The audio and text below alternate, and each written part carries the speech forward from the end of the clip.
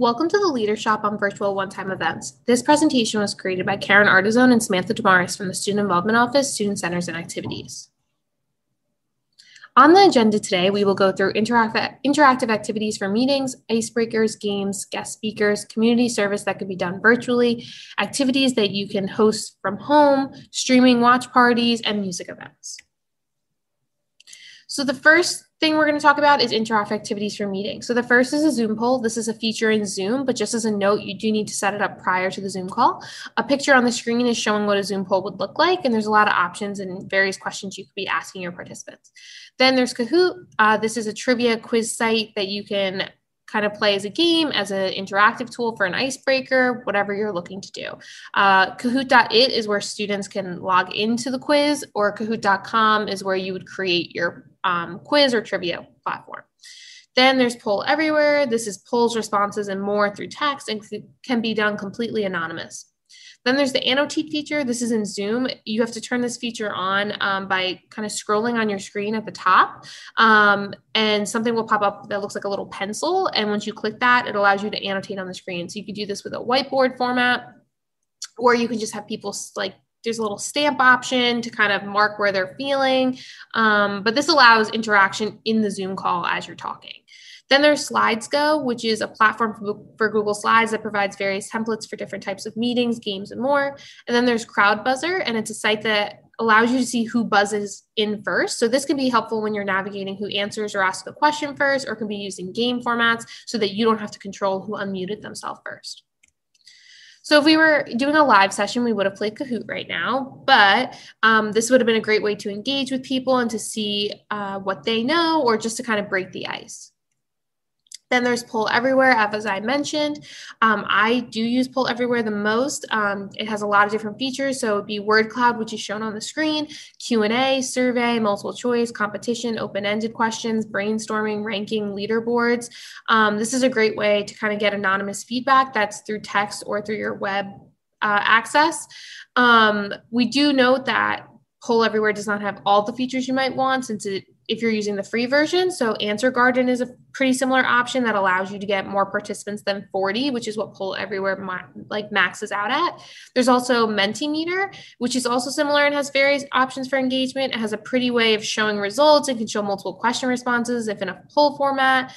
But overall, a lot of similar features across the board. Poll Everywhere could also be inserted directly into a Google Slides presentation, so you don't need to go back and forth between the website. So if we were also live, we would have been doing the this or that feature to activate the annotation feature to show you what that looks like.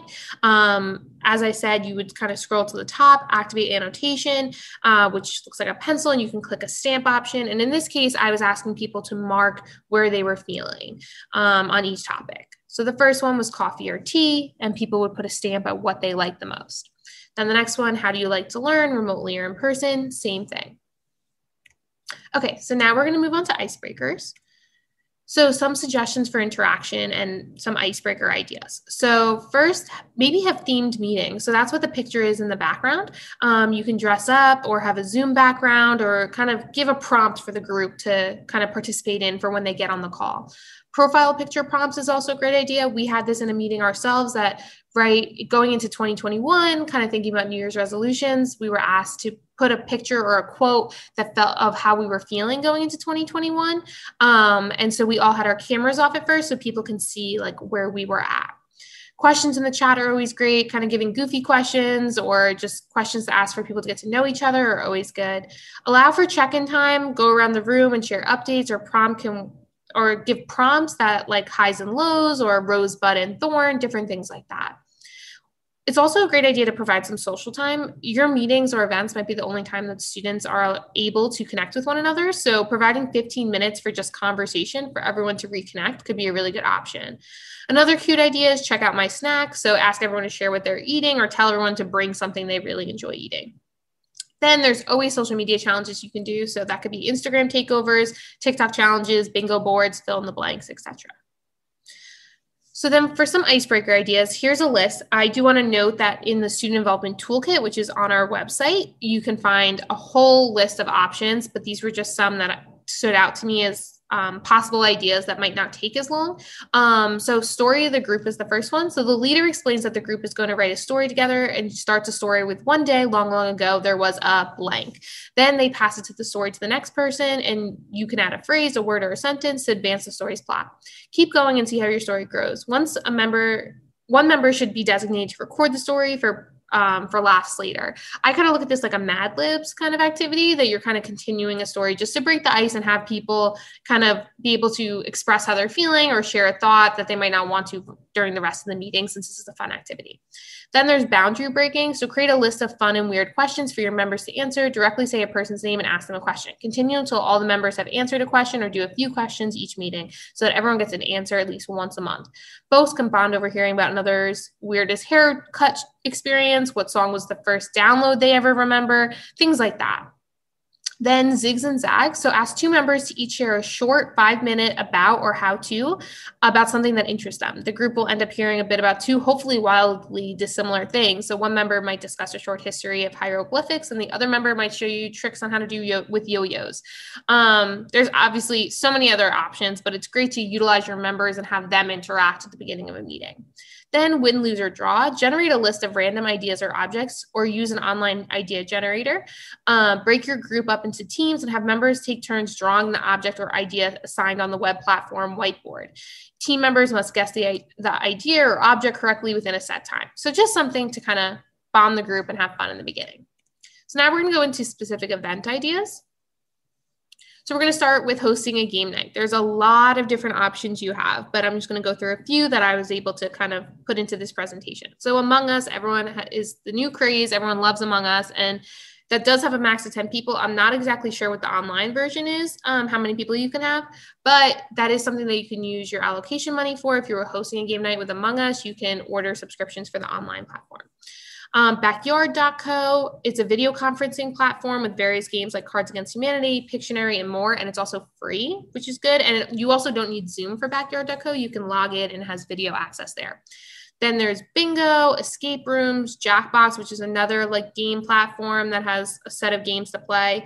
That is something you have to pay for though. There's Jeopardy, scavenger hunts, where you can have people go around their house to find things and bring it to the camera. Or there's also trivia. Like I said earlier, I recommend using Crowd Buzzer for a game like Jeopardy, just to make it easier on you on who buzzes in for things. Okay, so again, if we were live, we would have tried another game, but Scatterboards is another great game that you could do with your team as well. And also another great option is guest speakers. Just as you could in person, you can contract a speaker who connects with your org's mission to host an event with them or to have them come to a meeting. This obviously would be all virtual, but you can still certainly have a guest speaker. There's also some great on-campus partners that are willing to do workshops with student orgs, so like the Diversity Peer Educators, Hope, Recreation, Student Involvement. There's also some virtual community service that's an option for many orgs. A lot of this can be done individually as well, but it could be a great thing for your organization if that's something that you've been lacking throughout the year. So Be My Eyes is be of service to those who are virtually impaired through FaceTime. Charity Miles, earn money for the charity of your choice by walking.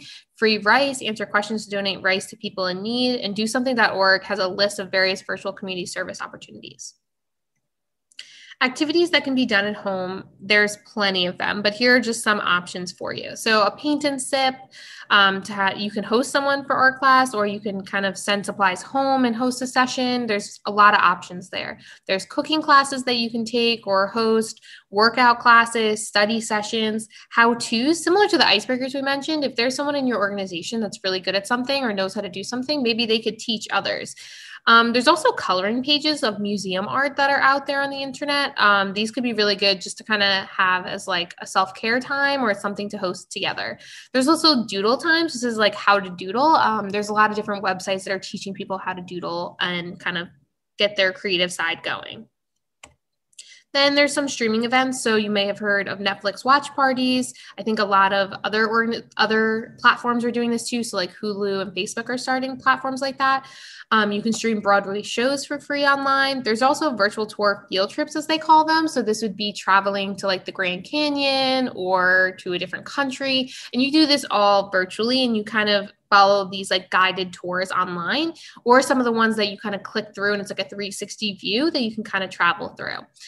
There's virtual theme parks as well. So I'm pretty sure this is with Disney that they'll let you go on their rides virtually. So basically it shows you the camera view as you're going on the ride so that you get that experience from home. There's tons of music events going on right now as well. In the background is a concert in itself, but there's a lot of virtual concerts that are going on or that have been hosted. So you can definitely look into those. You can also host your own karaoke or open mic night, and that could be easily done on Zoom as well. Just as a note, here are some future leaderships that we're hosting, and to follow us on the platforms listed on the screen. This will give you helpful tips or helpful reminders moving forward about things coming up or things that you should know as a student leader. If you had any questions, this would be the time to ask. And then, like I said, thank you for attending this workshop. If you have any further questions, you are more than welcome to email the Student Involvement Office at the email on the screen. Thank you.